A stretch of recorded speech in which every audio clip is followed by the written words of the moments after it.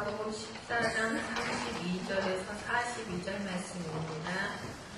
오늘 은혜 받으실 말씀은 마가복음 14장 32절에서 42절 말씀입니다.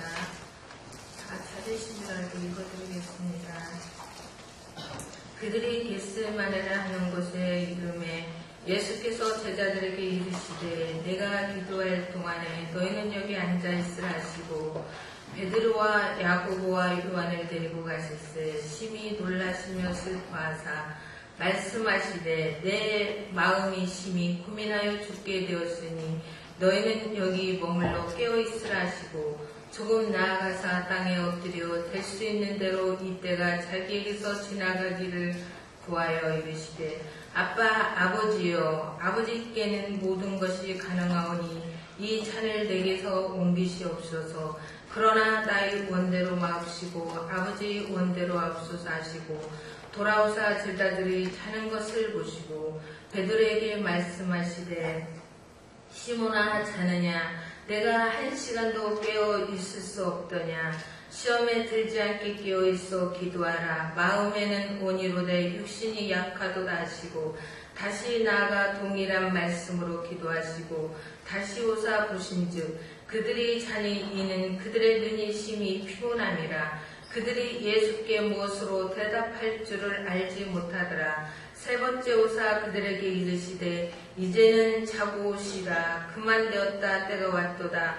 보라 인자가 죄인의 손에 팔리느니라. 일어나라 함께 가자. 보라 나를 파는 자가 가까이 왔느니라. 아멘. 옥의 자리에서 예수님이 고독을 이겨줬던 그 순교자의 삶, 사명자의 삶을 오늘 같이 이야기를 나누려고 합니다. 제가 마카오에 가서 이 마카오가 크지 않는 도시입니다. 인구가 65만인데 매일 관광객이 한 10만 명씩 들어왔다 나갔다. 인구가 65만이지만 땅은 울릉도의 한 3분의 1밖에 안 되는 작은 땅, 아주 복잡복잡한 곳이고 홍콩도 인구가 800만인데 제주도의 3분의 1, 제주도 인구가 66만 7,337명, 60만, 70만 명. 그런데 100만이 안 되는데 홍콩은 800만 명. 제주도의 3분의 1 크기, 엄청 인구 밀도가 높은 홍콩 마카오인데 어느 목사님이, 저 시골에서 목회하는 목사님이 내가 10년 동안 볼 사람을 오늘 다 봤다. 이렇게 말하고 엄청 사람들이 많은. 내가 마카오에 갔더니 이제 우리를 인도하신 목사님이 의도적으로 로버트 모리슨 선교사님이 사역했던 교회로 첫날 갔는데 빨리빨리 갔는데도 막 도착했더니 비를 맞고 막 비를 피해서 도착했더니 퇴근하시는 관리하시는 분이 시간 돼서 갑니다. 문 딱 잠그고 가서 우리 한국에서 왔는데 내일 오라. 그래서 내일 다시 갔죠.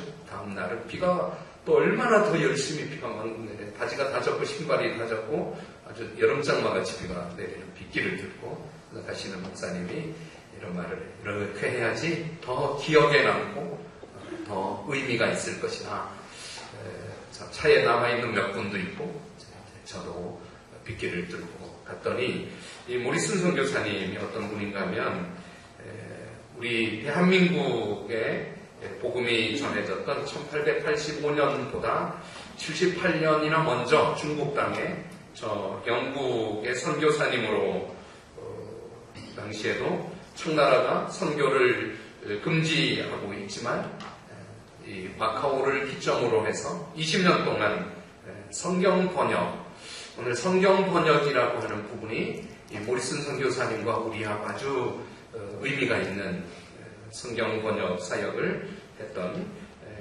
런던 선교회에 소속되어 있는 로버트 모리슨 선교사님이십니다. 이분은 1782년 영국 스코틀랜드 혈통으로 태어나셨습니다. 청빈한 신발 가게를 하는 아버지, 가난한 집에, 그러나 예수님을 잘 믿어서 그가 12살 때 시편 119편을 성경 제일 긴 장이잖아요. 하룻밤 사이에 다 암송을 할 만큼 뛰어난 선교사의 꿈을 가지고 있는데 아버지가 부모님들이 힘들다, 어렵다. 오늘 선교주일이니까 한번 생각해 보세요. 선교 안 했으면 좋겠다. 그런데 1802년에 어머니가 하나님의 나라로 가십니다.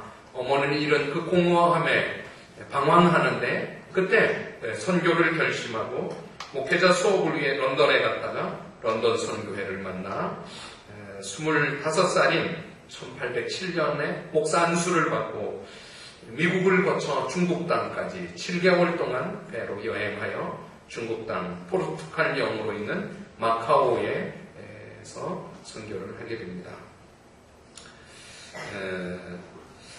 처음에 이제 신분을 유지하기 위해서 동인도 회사의 통역관으로 선교사니까 중국말을 배워서 왔기에 동인도. 근데 동인도 회사는 중국을 식민지, 경제 식민지로 중국의 수탈자가 되어서 그래서 영국 런던 선교회에서 너 저렇게 나쁜 동인도 회사에서 일을 하는 것은 선교사로서 저렇게 수탈자들과 함께 안 된다. 그러나 그가 생계를 위해서 혹은 신분 유지를 위해서 동인도 회사, 그래서 이 동인도 회사가 선교 역사 가운데 중요한 디딤돌이, 그들은 나쁜 의도로 경제적 수탈자였지만 선교사님들이 이렇게 디딤돌로 삼았던 곳이기도 합니다. 포르투갈 영인 마카오에는 이미 그 마카오를 가신 분들은 다 거기서 사진을 찍는데 세인트 폴 성당 벽면만 남아있는 그 천주교가 이미 선교를 뿌리내리기를 시작해서 천주교 신부들에게 개신교 선교사인 모리스는 눈에 가시 같은 중국 사람들에게도 배척을 당하고 있는 외국인들, 천주교인들에게도 배척을 당하고 중국어를 더 배워야 되는데 당시 청나라는 중국어를 외국인들에게 가르치는 사람은 사형에 처하는 아주 쇄국 정책을 그들도 가지고 있었습니다.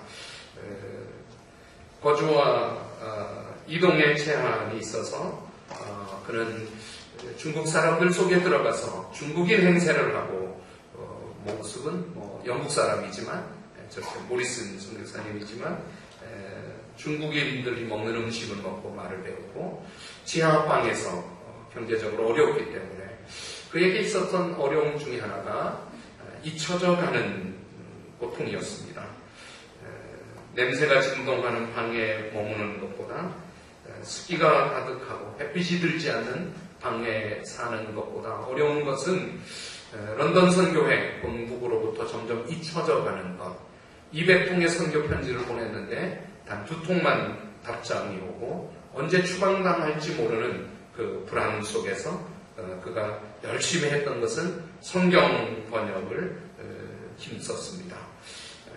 이 교회가 모리슨 선교사님이 사역했던 지금 마카오에 가면 있는 크지 않은 우리 교회보다도 훨씬 더 작은 교회인데 이곳에서 중국어 사전을 3권을 만들고 또 중국어로 되어 있는 신구약 성경을 번역해서 신천성서 이렇게 성경을 번역하고 그리고 이곳에 무덤으로 묻혀 이 무덤에 지금 토마스 모리슨 아들과 함께 여기에 선교사님의 묘지도 있습니다. 이 번역했던 한문 성경, 중국어로 번역된 이 성경이 나중에 오늘 2번째 설명해 드리려고 하는 토마스 선교사님을 통하여 이 땅에 전해지는 것입니다. 앞에 모리스 선교사님도 토마스 선교사님도 아주 고독에 외로움에 선교에 그 고립되어 있는 그 고통 속에서 그 외로움을 감당해냈던 것입니다. 사랑하는 여러분, 우리가 외로우면 다른 영혼을 살릴 수 있습니다. 아멘. 우리는 외롭지 않으려고 힘쓰고 외로운 것을 크게 싫어하고 저주같이 느껴지지만 사실 하나님의 사람들은 많이 외로운 것입니다. 이번에 선교 여행을 안내했던 우리 총회장 지난 유관재 목사님이 몇 번이고 강조하기를 리더는 외롭습니다. 큰 교회 목사이지만 외롭다. 목회하는 것은 외롭고 개척자는 외롭습니다. 여러분, 여러분들의 외로운 시간, 고독의 시간을 가질 때 하나님의 놀라운 뜻이 그 안에 있는 것을 아시고 피하려고 그러지 말고 이겨내시기를 바랍니다. 아멘. 토마스 선교사님 우리가 아주 잘 알고 있는 우리나라 최초의 선교사님이 휘출라프, 그 다음에 진짜 본격적인 감자 심어주는 휘출라프가 아니라 진짜 성경책을 들고 와서 예수 믿으라고 복음을 전했던 선교사님, 최초의 선교사님 토마스, 이분은 영국의 웨일스에 있는 하노버 교회, 하노버 교회는 또 토마스 선교사님의 아버지가 목회하는 교회이기도 합니다. 1864년 5월 달에 24살의 나이로 그의 아내 캐롤라인과 함께 런던 선교회, 앞에 모리슨 선교사님 같이 런던 선교회 소속으로 파송을 받아 선교 사역을 합니다. 선교 사역을 하던 캐롤라인이 임신을 하고 입덧을 하고 그해 3월 달에 아내를 남겨놓고 한국이라고 하는 곳에 선교 여행 출장을 떠났다가 집에 돌아오게 됩니다. 집에 돌아왔더니 캐롤라인이 아이의 유산과 함께 죽어 있는 것입니다. 그 이야기가 여기 있어서 여보, 내가 돌아왔어. 떠나 있는 동안 당신이 너무 보고 싶었어. 문을 두드렸지만 아무런 기척이 없어. 순간 토마스는 섬찟한 생각이 스치고 지나면서 온몸이 부르르 떨렸다.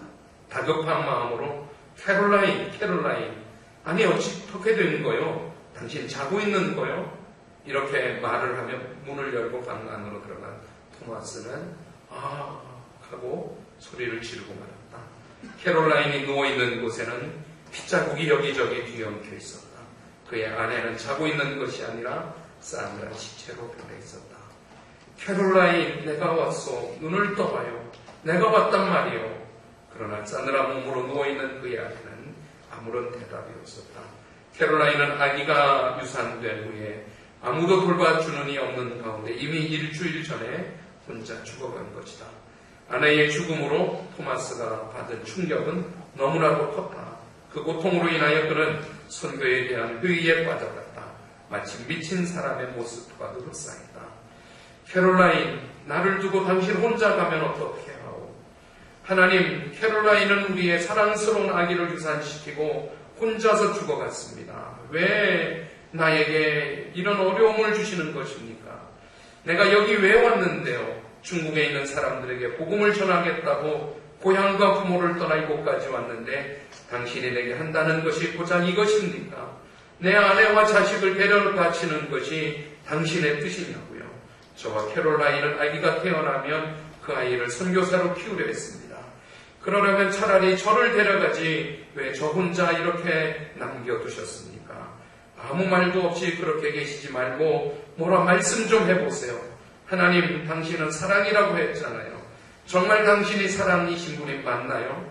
그런 분이 왜 나에게 이런 고통을 주시는 거예요? 나를 선교사로 부르시는 것이 이제는 확신이 서지 않습니다.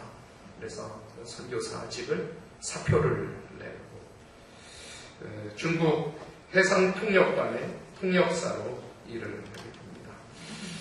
그렇게 방황하고 고통스러운 외로운 시간, 고난의 시간을 보내는데 어느 날 우연히 조선에서 온 동지사 우리가 역사 아시는 분들은 좀 아실지 모르는데 조선시대에 동지를 전후해서 청나라에 조공을 바치는 그래서 사신들이 토마스 선교사님을 만나게 되었습니다.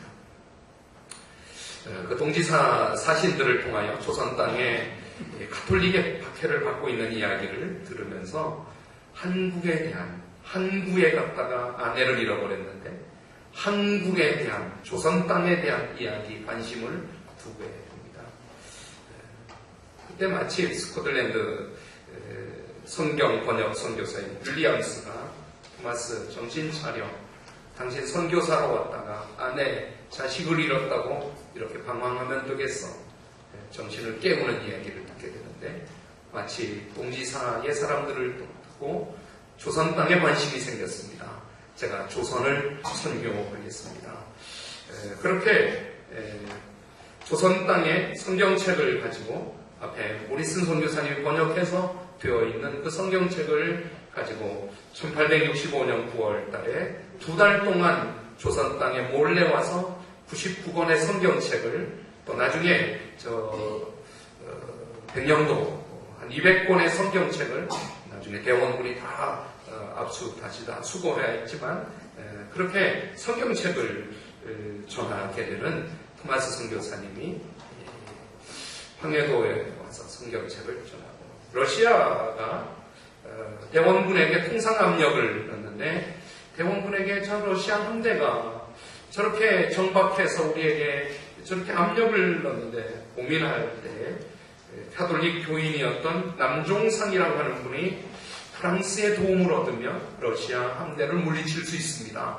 그 말에 러시아 함대를 물리칠 목적으로 남종상의 말을 들어서 프랑스 함대를 요청하게 되는데 우연찮게 러시아 함대가 물러가고 전후사정을 다 알았는지 그런데 조정에 있던 유림들이 저 남종상이가 가톨릭의 포교를 위해서 왕을 이용한 것입니다. 이런 반론이 반대가 일어나고 이때 8,000명의 천주교인들이 저 절두산에 목이 베어 순교를 당하고 곳곳에 천주교의 수많은 순교가 일어나고 천주교 9명의 신부도 처형을 당해서 프랑스가 병인양요를 일으키기도 했던 것입니다.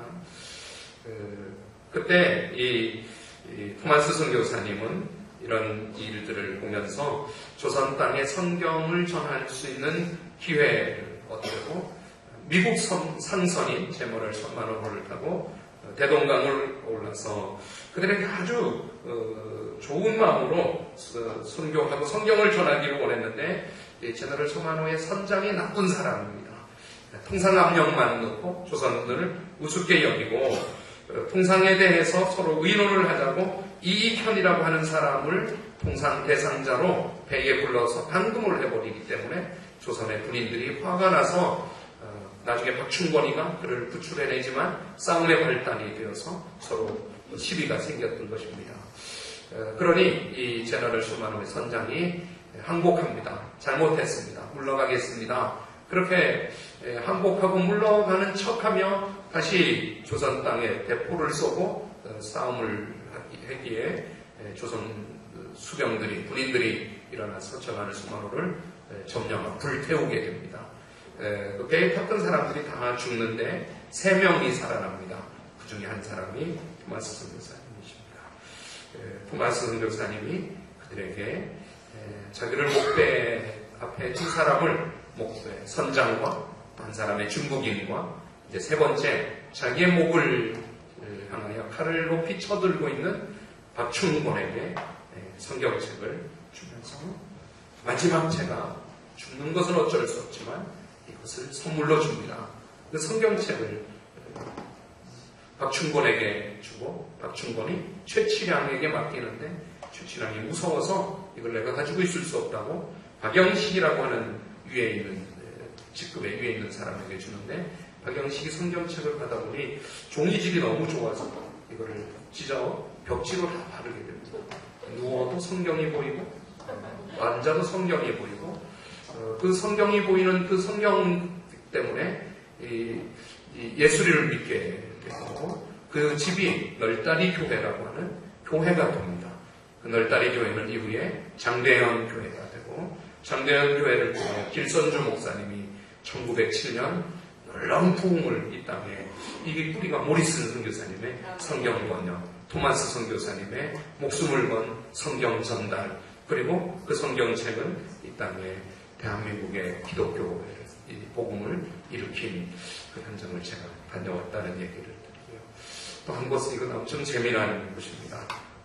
칼 라이헬트 노르웨이 선교사님이 선교했던 여러분들 보시기에 저기 가까이 이렇게 확대해 보면 성전이라고 쓰여 있는데 절 같은 이분은 다음 그림을 보면 이분은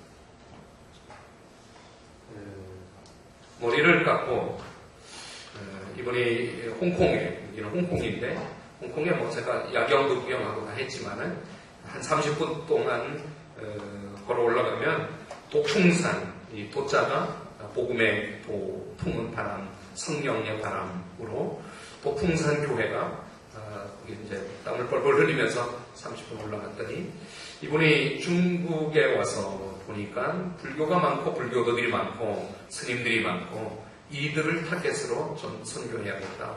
본국에서 변절되었다. 선교사가 어떻게 승복을 입고 선교사가 어떻게 절에 들어가서 선교사가 저 머리를 깎고 승려들이 먹는 밥을 먹으며 승려들 속에 들어가 있으면 변질될 것이다. 이렇게 했지만 또 다른 분들은 좀 참아 기다리자. 이 라이햄트 선교사님이 이후에 70명의 스님들을 전도해서 개종을 시키고 세례를 주고 또 후에 200명의 스님들을 전도해서 개종을 시키고 그래서 앞에 보았던 이 절 같은 이곳을 교회로 뒤바꾸어서 이곳에 이제 갔더니 여기가 문인데 맨 앞자로 서서 문을 열었더니 안 열리는 거예요. 저 틈새로 보니까 안에는 불상이 있는 자리에 강대상이 있고 뒤에 십자가가 그려져 있고 꼭 들어가 보고 싶어서 어떻게 하든 그 문이 열려서 들어가서 이 산지를 내게 주소. 목사님 사모님들이 서울음대 나오신 목사님 사모님이거든요.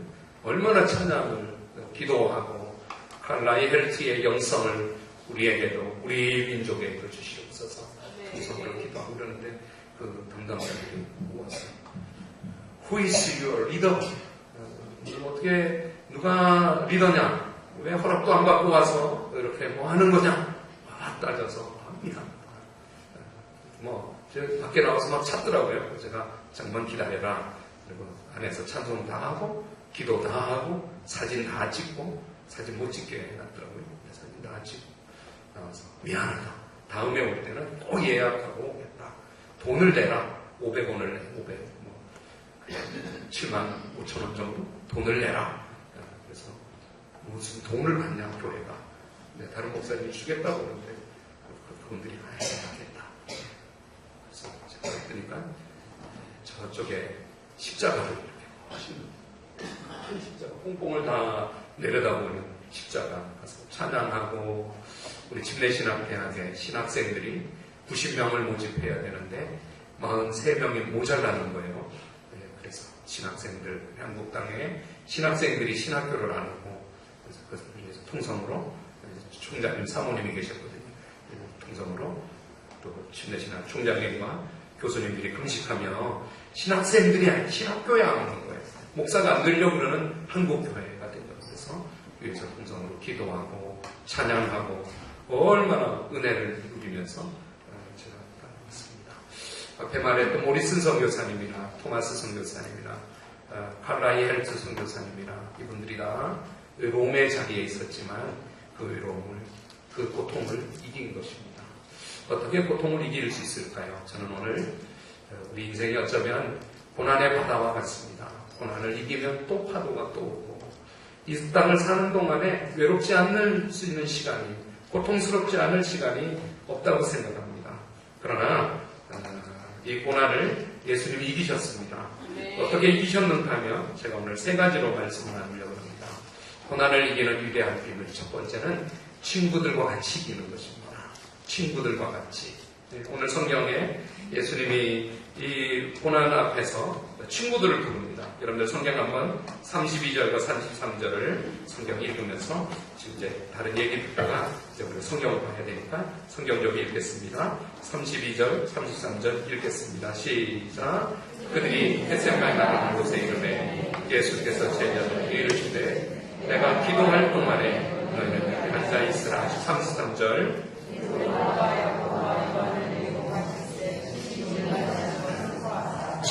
베드로와 야고보와 요한을 데리시고 예수님에게 제자이지만 혹은 이들은 좋은 친구였습니다. 주님과 함께 동고동락하며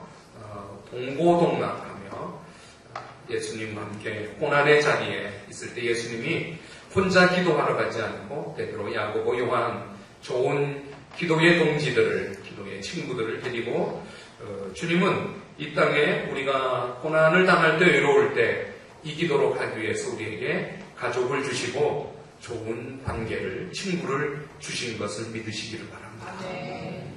여러분들, 친구가 뭡니까? 영국의 속담에 순경은 좋을 때는 친구를 만들지만 역경, 어려울 때는 우정이 만들어지고 시험된다 그랬습니다. 고난을 만날 때 진정한 친구를 알아본다고도 말했습니다.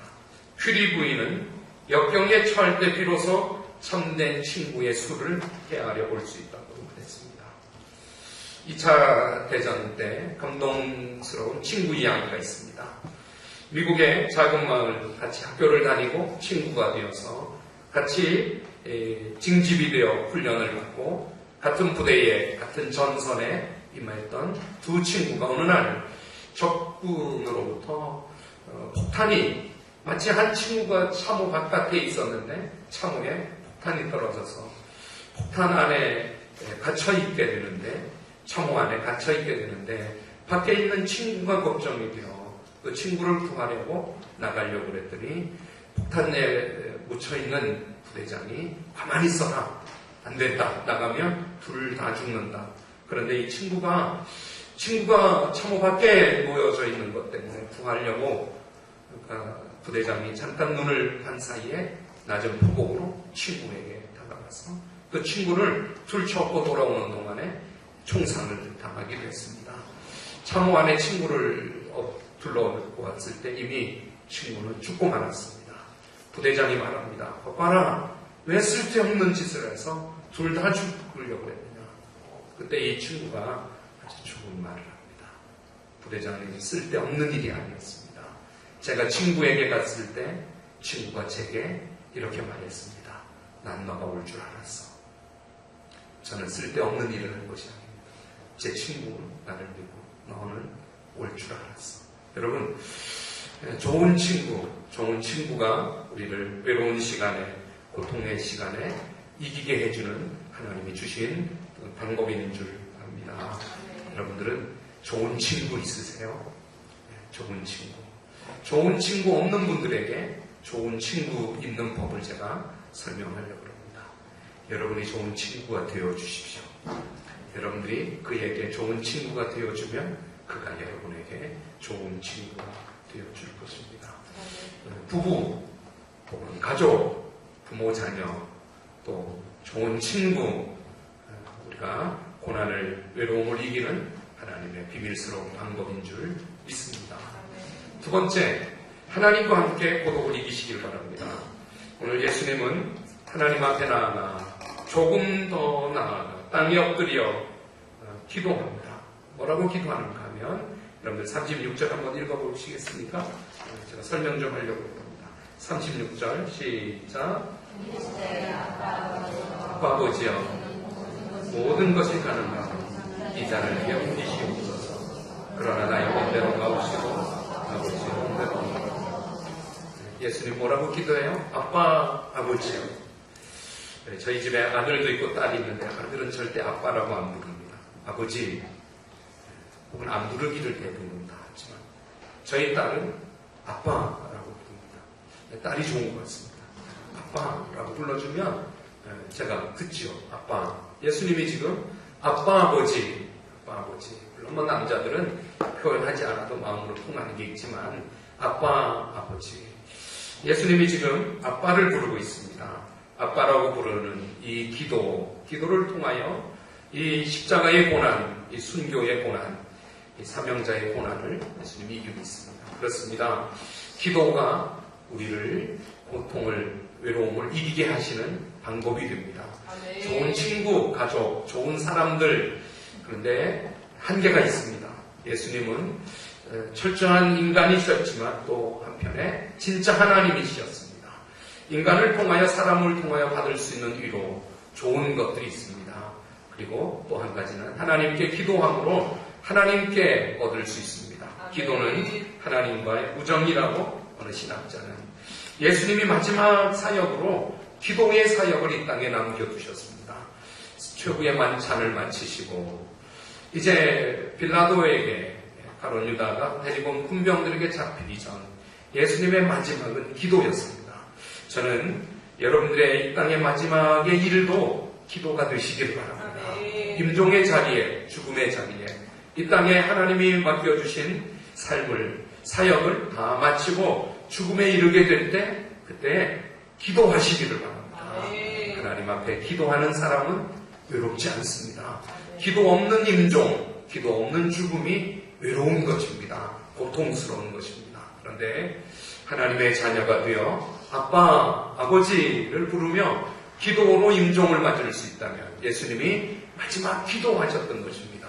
그럼 여러분 훈련을 많이 하시고 준비를 하셨다가 이 땅을 떠날 때 고통으로 떠나지 말고 혹은 미련으로 더 살아야 되는데 이렇게 바둥거리지 말고 나의 영혼을 하나님께 맡겨드리고 내 자녀들을, 가족들을 하나님께 부탁합니다. 기도하실 수 있기를 바랍니다. 기도하는 것, 하나님과 함께 외로움을, 고독을 이기는 비밀을 아십시오. 세 번째, 우리가 어떻게 고독을 이길 수 있을까요? 하나님의 뜻을 알면 고독을 이길 수 있습니다. 이건 좀 중요하다고 생각해요.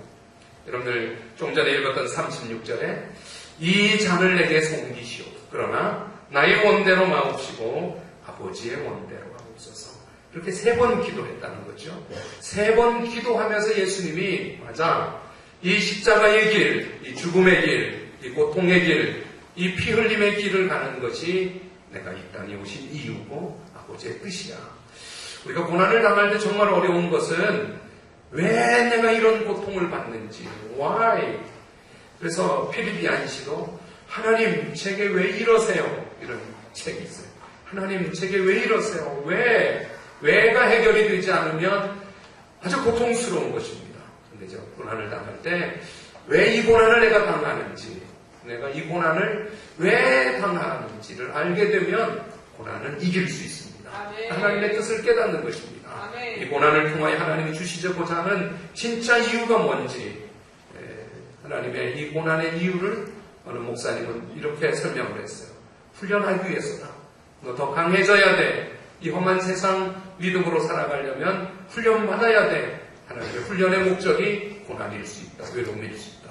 두 번째, 죄의 값일 수 있다. 죄가 우리가 지은 죄 때문에 고난을 당하고 외로운 고난이 죄의 값일 수 있다. 세 번째, 마귀가 시험하는 것이다. 하나님을 못 믿게 하려고, 신앙생활 못하게 하려고, 하나님의 축복에서 떨어뜨리려고 마귀가 시험하는 것이 고난일 수 있다. 마지막 4번째가 저는 제일 마음에 듭니다. 이 세상에서는 모른다. 하나님 앞에 가면 나중에 알 수 있다. 왜 우리가 고난을 당하는지 하나님께 예수님은 3번 기도하면서 제자들이 자고 있지만 3번 기도하면서 이게 아버지의 뜻이야. 아버지의 원대로 하옵소서. 그리고 나서 예수님이 이제 가자. 그들이 가까이 왔으니 이제는 자고 쉬라. 이제는 기도 안 해도 된다. 이 고난은 하나님의 뜻이니 감당하면 된다. 이렇게 고난을 이겨내고 계십니다. 사랑하는 여러분, 여러분들이 외로우면 가족 구원을 이룰 수 있다고 믿습니다. 아멘. 너무 즐겁고 너무 편하고 좋고 나만 좋죠. 네? 고통스러워하는 외로워하는 가족들은 어떻게 해요? 여러분들 하나님 앞에 가족된 가족으로, 친구된 친구로 그 고난을 같이 나누면 하나 되고 가족 구원을 이루고, 혹은 하나님 앞에 기도하면서 외로운 가족들을 위해서, 외로운 사람들을 위해서, 외로운 내가 기도하는 기도를 통하여 다른 영혼을 살려내는 것입니다. 내가 외로우면 다른 영혼 살릴 수 있습니다. 아멘. 그렇게 한번 말해볼래요? 시작. 내가 외로우면 다른 영혼 살릴 수 있습니다. 내가 외로우면 교회를 부흥시킬 수 있습니다. 아멘. 내가 외로우면 세계 선교를 이룰 수 있습니다. 아멘. 그러니까 안 외로우려고 그러고 외로움을 자꾸 피하니까 안 이루어지는 것이죠.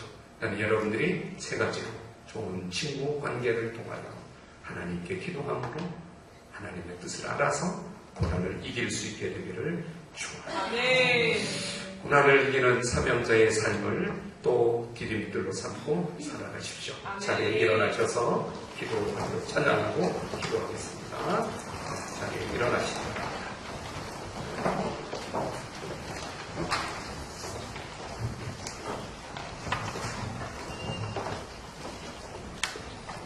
찬양하겠습니다.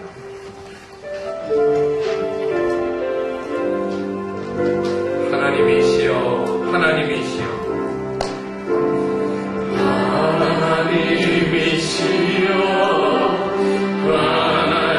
하나님이시여, 주는 나의 하나님이시로다.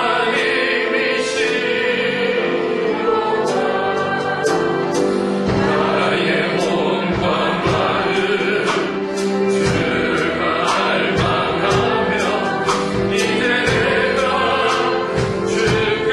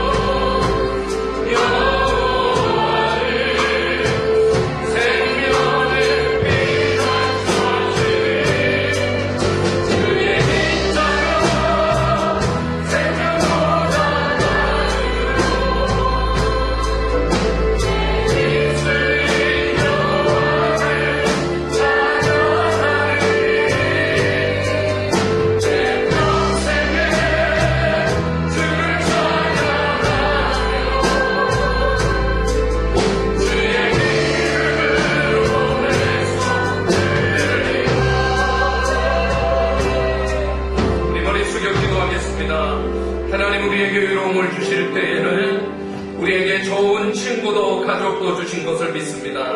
하나님 우리에게 고통을, 고난을, 고독을 주실 때에는 하나님께 기도의 기회로 주신 것을 압니다. 하나님의 고통에는 뜻이 있습니다. 하나님의 뜻을 물어가면서 모리슨 선교사님, 토마스 선교사님, 칼라이 헬츠 선교사님의 그 외로움이, 고통이 중국 땅에, 한국 땅에 성경이, 복음이 전해진 이유가 되었습니다. 여러분들이 외로우면 가족을 살려낼 수 있습니다. 오늘 이 자리에서 하나님께 기도하겠습니다. 도와달라고 기도하겠습니다. 같이 기도합시다. 살아계신 하나님 아버지, 하나님의 말씀 앞에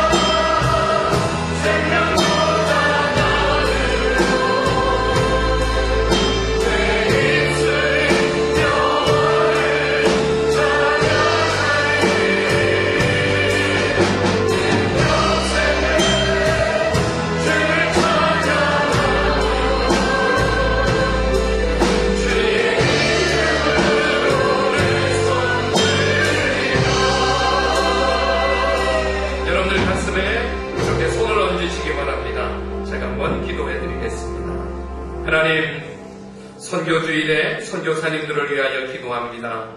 선교의 외로운 자리를 지켜내게 해주시고 어느 날 힘들다고 어렵다고 어떤 문제가 있다고 훌쩍 돌아오지 않게 해주시고 그곳에 주님 오시는 날까지 버텨내며 선교하고 교회를 세우고 하나님의 사람들을 세워내게 해주시옵소서. 김소영 선교사님이 외롭지 않기를 원합니다. 1년 동안 교회에서 다시 회복하고 힘을 얻고 다시 선교지를 향하여 남은 생애를 다 들여 떠날 수 있는 힘과 위로를 우리 좋은 친구 되어서 우리 교인들과 같이 누리게 해주시고 박종민 선교사님, 김종태 선교사님, 전은재 선교사님, 공영훈 선교사님 우리가 돕고 파송한 선교사님들을 하나님이 붙들어 주시고 선교지 작은 교회 목회해도 목사님들 포기하지 아니하도록 선교주의를 기도합니다. 오늘 내가 외로우면 살릴 수 있습니다. 우리 교인들, 외로운 교인들 가슴에 손을 얹었습니다. 이분들 주님 도와주셔서 외로움이 기도의 기회만 되게 해주시고 외로움이 살림의 기회만 되게 해주시고 외로움으로 고통당하지 않게 해주시옵소서. 모리슨 선교사님, 토마스 선교사님, 칼라이 헬트 선교사님이 외롭고 배척당하고 잊혀지는 것 같았지만 그분들을 통해서 중국 땅에 대한민국 우리가 오늘 복음을 누리고 있습니다. 하나님, 외로우면 살릴 수 있으니 외로운 자리에 기도할 때 들어주시고 외로움을 통해서 주의 뜻을 알게 해주시옵소서. 하나님, 가슴에 손을 얹었습니다. 예수님의 이름으로 외로움은 기회만 될 뿐이고 고통되지 못하고 떠나갈지 예수님의 이름으로 기도합니다. 우리 2월 찬양 손뼉치며 찬양하겠습니다.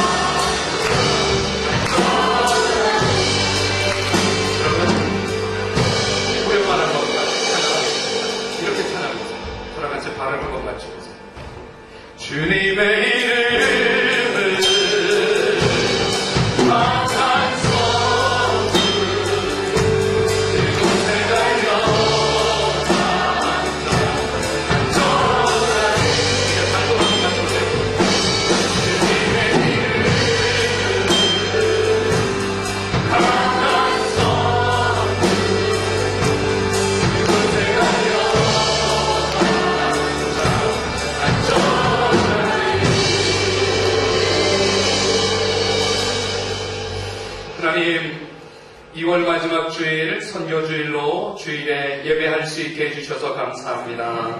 하나님을 예배하는 시간 다른 일 하지 않고 예배 드릴 수 있는 시간과 건강의 복을 주시고 또 믿음을 주셔서 주일은 예배하는 날 하나님께 예배 드리고 하나님이 도와주시는 인생으로 살게 해 주시옵소서. 오늘도 예배 드리고 외로움을 기회로 삼고 살아가기를 원합니다. 예배 드린 한 분 한 분 그 가정을, 그 삶을 축복해 주시옵소서. 예배 드리며 하나님 앞에 예물 봉헌합니다. 하나님 앞에 선교주일에 선교사님들을 위해서 헌금을 드립니다. 이 물질이 선교사님에게 전해졌을 때 선교지의 기쁨이 되고 힘이 되고 또 영혼을 구원하는 물질 되도록 써 주시옵소서. 믿음으로 드린 물질이니 믿음의 기적이 일어나기를 원합니다. 또 이번 한 달을 살고 수입의 11조를 드리고 감사 예물을 또 하나님 앞에 주일 헌금으로 성리로 또 몸으로 헌신하고 오늘도 지향 목장이 헌신하고 봉사하고 또 하나님의 교회에 보이는 곳에 보이지 않는 곳에 수고하는 분들의 헌신이 그 수고가 다 복이 되고 축복이 되게 해주시옵소서.